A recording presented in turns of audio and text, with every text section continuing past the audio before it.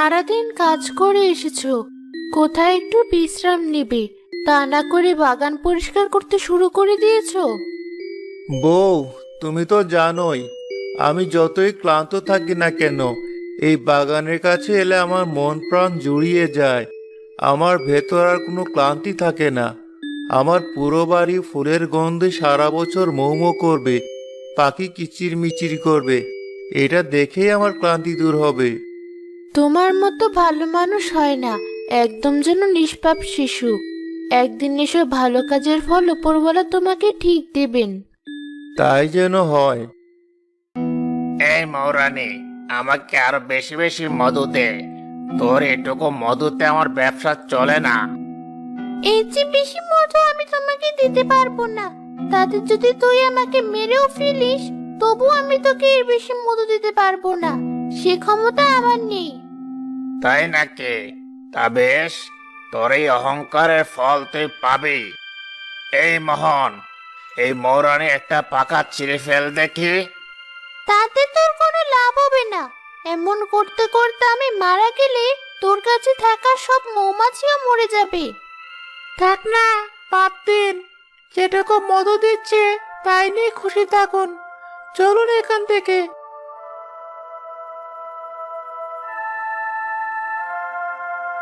ভাই, মনে হয় এই মৌরানীকে আপনি পুরো বশ করতে পারেননি, তাইও আপনার কথা শুনতে চায় না। জীবনে এত মৌরানীকে বশ করতে পারলাম, কিন্তু একে ঠিক মতো কেন যে বশে আনতে পারছি না সেটাই বুঝতে পারছি না। অল্প কদিন হলো ধরে এনেছেন জঙ্গল থেকে, হয়তো একটু সময় লাগবে। মৌরানী, আপনার তো অনেক ক্ষমতা, তাহলে শুধু শুধু ওর সব কথা সহ্য করছেন কেন? আমি আসলে দেখতে চেয়েছিলাম ও কেমন মানুষ, তাই ওকে একটু পরীক্ষা করলাম। আর সহ্য করব না, এখনই চলো, আমরা একটা নতুন জায়গায় বাসা করব। তবে এবার আর জঙ্গলে মৌচাক বানাবো না, এবার বানাবো মানুষের বাড়িতে। আমি দেখতে চাই সব মানুষই এমন নাকি। ঠিক আছে মৌরানী, তাই হবে। চলুন তাহলে, আমাদের দল নিয়ে এক্ষুনি যাই। হ্যাঁ চল।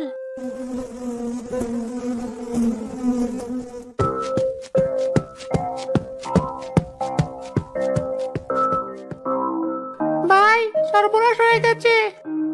কেন, কি হয়েছে আবার? সেদিন জঙ্গল থেকে মৌরানী সহ যে মৌমাছির দলটা ধরে রেখেছিলাম, ওরা পালিয়েছে। ওদের আর দেখা যাচ্ছে না। কি বলছিস এসব? আমার বস থেকে ওই মৌরানী তার দল নিয়ে পালিয়ে গেছে? তার মানে কোনো সাধারণ মৌরানী নয়।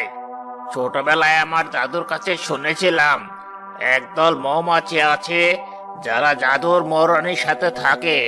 সেই মৌরানীর নাকি অনেক ক্ষমতা, তাকে বশ করাও সহজ নয়।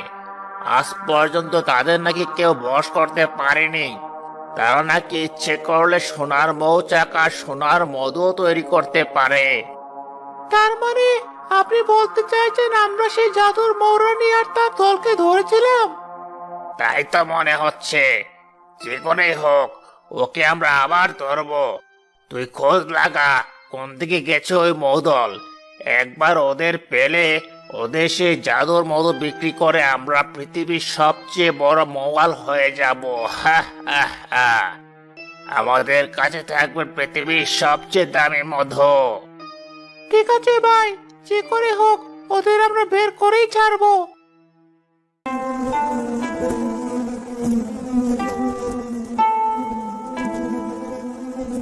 সে কখন থেকে উড়ছি এই গ্রামে, কিন্তু মৌচাক করার মতো একটা ভালো বাড়ি দেখতে পাচ্ছি না। মৌরানী, ওই দেখুন কি সুন্দর একটা বাড়ি। সারা বাড়ি কি সুন্দর ফুলে ঘেরা।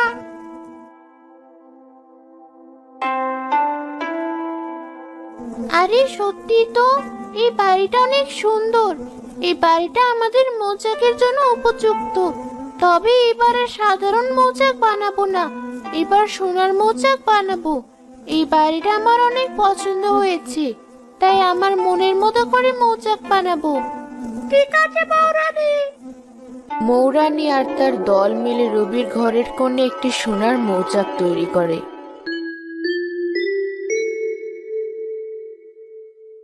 বউ, এই দেখো, আমাদের ঘরে কোণে কি সুন্দর একটা মৌচাক তৈরি করেছে মৌমাছিরা। আরে তাই তো, গতকালই তো দেখলাম এখানে কোনো কিছু নেই, একদিনে এত সুন্দর মৌচাক তৈরি হয়ে গেছে। তাই তো দেখছি, কিন্তু এমন অদ্ভুত সুন্দর মৌচাক এর আগে কখনো দেখিনি আমি।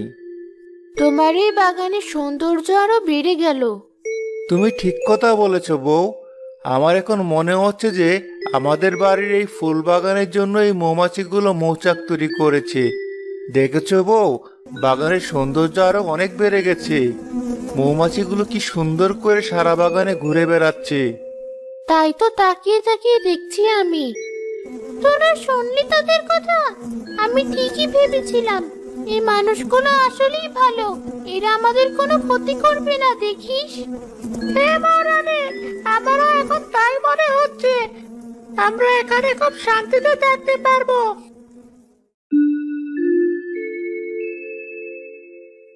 তোমরা সবাই আমার বাড়িতে এমন ভিড় করছো কেন? তোমার বাড়িতে নাকি সোনার মৌচাক হয়েছে, সেটাই দেখতে এসেছি।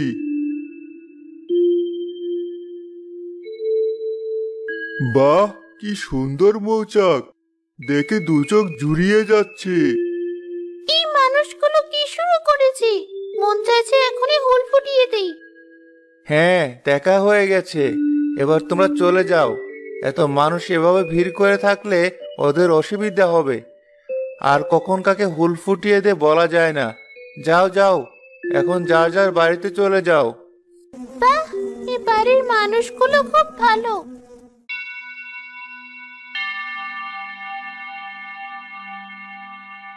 ভাই, খবর আছে একটা। কি খবর বল দেখে? আমাদের গ্রামের রবির বাড়িতে নাকি সোনার মৌচাক হয়েছে। আমার তো মনে হচ্ছে আমাদের জাদুর মৌরানী পালিয়ে গিয়ে ওখানে মৌচাক করেছে। ওর বাড়িটা খুব সুন্দর বাগান করা। বলিস কি? চল এখনই ওর বাড়িতে। যদি সত্যি তাই হয় তাহলে ওই মৌরানীকে ধরে নিয়ে আসবো। মৌরানী, সর্বনাশ হয়ে গেছে। সেই শয়তান মৌয়াল এই বাড়ি থেকে আসছে। আমাদের এখনই পালাতে হবে এখান থেকে। এত তাড়াহুড়ো করো না, কিছু হবে না আমাদের। মোবাইল আমাদের শক্তির সাথে কখনো পারবে না, সেটা মনে হয় তুমি ভুলে গেছো। আর যদিও আমাদের ধরে নিয়ে যায়, আটকে রাখতে পারবে না, সে ক্ষমতা ওর নেই। আমরা জাদু মৌরানীরা কখনো কারো বশ মানি না। আমরা দয়া করি, তবে বশ কখনো মানি না। তাই তুমি এত চিন্তা করো না। ঠিক আছে মৌরানী।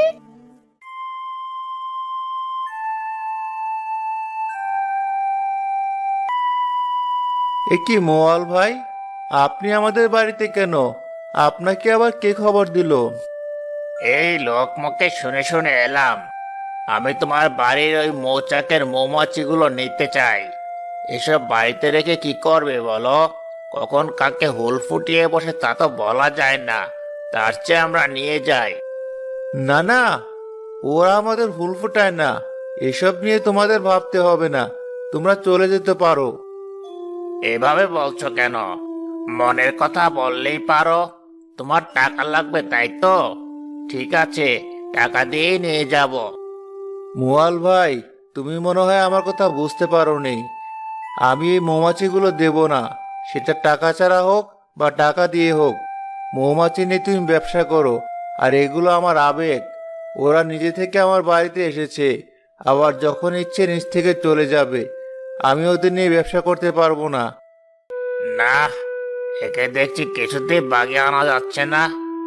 এক কাজ করি, শুধু মধু নেওয়ার কথা বলি, তাহলে যদি রাজি হয় মধু কাটার সময় মৌরনীকে ধরে নিয়ে চলে যাব। তাহলে রবি আর কিছুই বুঝতে পারবে না। কি হলো, কি ভাবছো? বললাম তো দেব না। আচ্ছা ঠিক আছে, তা না দিলে তাহলে মধু কাটতে দাও। যা মধু হবে অর্ধেক তোমার আর অর্ধেক আমার। না না, তাও হবে না। তুমি যাও, আমাকে আর বিরক্ত করো না ভাই। তুমি কাজটা মোটেও ভালো করলে না। আমি এর শেষ দেখে ছাড়বো।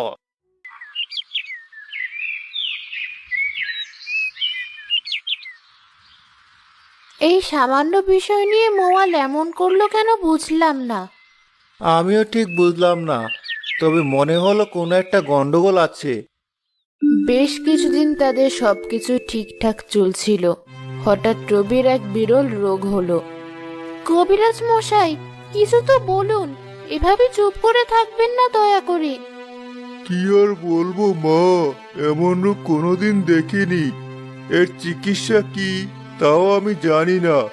আমাকে কয়টা দিন সময় দাও, আবার পুরনো পুঁথিগুলো পরে একটু জানার চেষ্টা করি, দেখি কোনো উপায় পাই কি না। ঠিক আছে কবিরাজ মশাই, আপনি তাহলে তাই করুন। যে করে হোক একটা উপায় বের করুন, আমার স্বামীকে বাঁচান।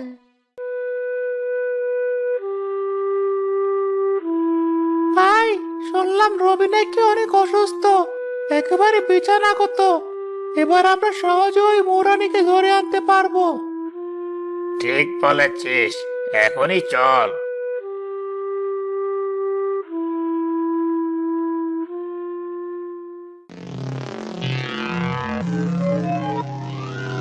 ভাই, ঘরের আশেপাশে কেউ নেই, চলুন তাড়াতাড়ি মৌরানীকে ধরে নিয়ে পালাই।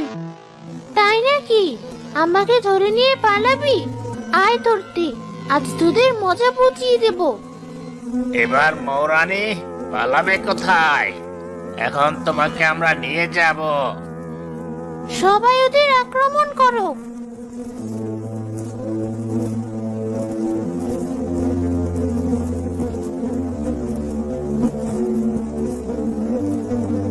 ওরে বাবারে, ছেড়ে দে, ছেড়ে দে। বাঁচাও মৌরানী, ছেড়ে দাও। আর কোনোদিন তোমাকে ধরতে আসবো না, দয়া করে ছেড়ে দাও। এবারের মতো ছেড়ে দিলাম, কিন্তু আর কোনোদিন নিলে রক্ষা পাবে না বলে দিলাম। না না, আর আসবো না, কথা দিলাম। দাদু ঠিকই বলেছিল, ওদের কেউ কোনোদিন বসে আনতে পারবে না। কথা না বলে আগে এখান থেকে পালাই, চলুন। বাইরে এত চেঁচামেচি কিসের? একবার গিয়ে দেখো তো কি হয়েছে, কারা এত কথা বলছে।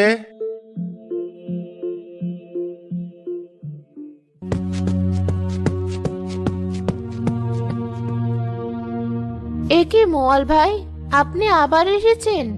আপনাকে তো না করেছিলাম আসতে, আর আপনার চোখ মুখের একই অবস্থা। ভুল হয়েছে আমাদের। রবি ভাই অসুস্থ শুনে মদল লোভ করে এসেছিলাম, কিন্তু মৌমাছির দল আমাদের শিক্ষা দিয়ে দিয়েছে। আর কোনোদিন আসবো না ভাবি, আমরা এখন যাই। কি লোভী ওই মোয়াল দেখেছো? শুনেছে তুমি অসুস্থ আর মধু চুরি করতে এসেছে। জব্দও হয়েছে খুব। মৌমাছির দল হুল ফুটিয়ে ফুলিয়ে দিয়েছে একেবারে। কি হলো তোমার? এমন করছো কেন? বউ, আমার খুব কষ্ট হচ্ছে, মনে হচ্ছে এখনই দম বন্ধ হয়ে মরে যাব। এইসব কথা বলো না, তুমি কষ্ট করে একটু অপেক্ষা করো। আমি এখনই গিয়ে কবিরাজকে ডেকে নিয়ে আসছি।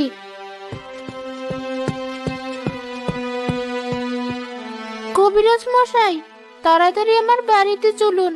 আমার স্বামী হঠাৎ করে আবার অনেক অসুস্থ হয়ে পড়েছে। আমি তোমার বাড়িতে যেতেই চাচ্ছিলাম, তুমি যখন এসে পড়েছো তাহলে আর আমার গিয়ে কাজ দেই। অনেক খুঁজে রবির এই রোগের সন্ধান আমি পেয়েছি, এর চিকিৎসাও জেনেছি। এ তো খুব ভালো কথা, তাহলে সে ওষুধ আমাকে দিন। এখানেই তো সমস্যা, এই রোগের যে ওষুধ তা খুঁজে পাওয়া দুষ্কর। এই রোগের ওষুধ কোনো গাছপালা থেকে হয় না। তাহলে কোথায় পাবো সেই ওষুধ? সেটা তো আমিও জানি না, জানলে তো আমি নিজে এনে দিতাম।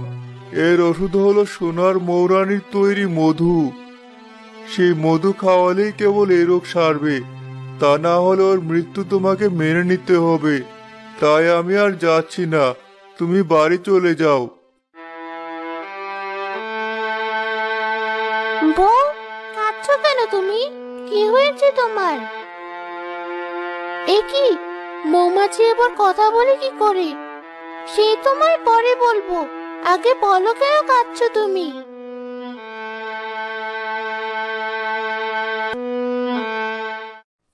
ও, এই কথা। কোনো চিন্তা করো না, আমি সেই মৌরানী। এই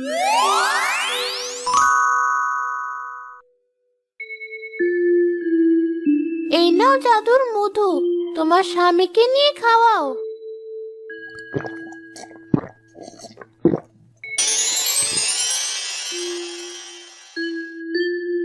বউ, আমি একদম ঠিক হয়ে গেছি, আমার আর খারাপ লাগছে না।